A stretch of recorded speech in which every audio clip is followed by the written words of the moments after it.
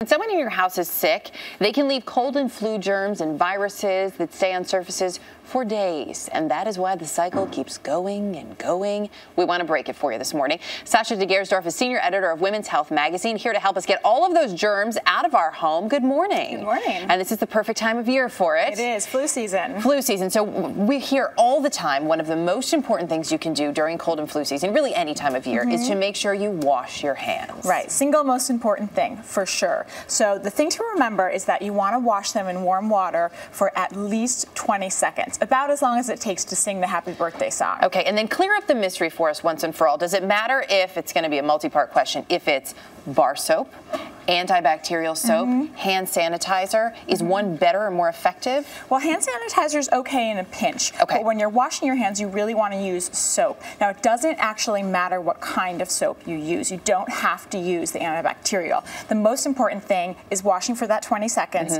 and also you want to dry off completely afterwards. So don't leave anything wet between your fingers. And with a clean towel. Right, of course, with a clean towel. Clean towel is key. And some of the towels we see there that you may use to dry your hands are also ones we see in the kitchen. Right. The kitchen, we always hear, is the germiest place, especially that kitchen sink. Right. Kitchen sink competes with the toilet for... So it's a lovely rivalry there, isn't it? So what you want to do when you're talking about the kitchen sink is you want to make sure that you clean it at least once a week. Now, a lot of food gets caught down there, and bacteria and germs can breed in that. So you want to use a solution of about a tablespoon of bleach mixed with a quart of water, and wipe down your sink with that, and then pour the rest of it down the drain to kill anything festering in there. Okay, the bleach can also come in handy for your cutting boards. Right, that's right. Now, cutting boards, again, 200 times more germs on a cutting board than on your toilet seat. That is lovely, as you're making dinner. Yes. So if you are using a cutting board that has a lot of old grooves in it, a lot of the germs can get caught in those, so you want to replace it if it's getting that old. Plastic and glass can go in the dishwasher after every use, and if you have a wood board, then you do want to use a few drops of bleach in a water solution and just swipe it off after every use. And is it important to keep separate cutting boards for separate? We have one in our house that we only use for meat. Perfect. Yes. You definitely want to do that. And again, glass and plastics are better for meat.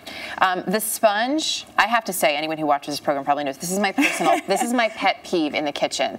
Don't use your dish sponge on your counters or your sink, but you can actually disinfect your sponge, right? You can. Now, you want to swap them out about once a month anyway, but when you actually have it for that month, there's two ways you can clean it that are effective. One, you run it through a full cycle of the dishwasher, make sure it gets nice and dry at the end, and two, and even better, is you nuke it in the microwave for a minute. Just make sure, just a minute. Yeah, just make sure it's wet going in there, and that will pretty much get rid of all the bacteria. That is easy enough to do. Moving on to the bathroom. Right.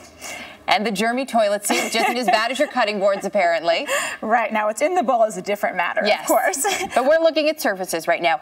Towels. You say make sure you wash them once a week. I would hope we're washing them once a week, people. Yes. Now, when it comes to the bathroom, a general rule you can remember, once a week for everything, all sorts of cleaning. Now, towels, when you're, wiping off those skin cells you've sloughed off, bacteria loves to breed in those. So that's the reason you want to wash them once a week for sure. And also hang them up well so they dry, right? So you don't keep them all moist in there during the day. That's the towels. When it comes to spreading germs, the toilet, though, is a real source of germ spreading. Of course, and that's because when you flush it, small molecules of water sort of explode out of it and land on all sorts of surfaces. So make sure you close the lid. We have so many lovely visuals this morning, Sascha.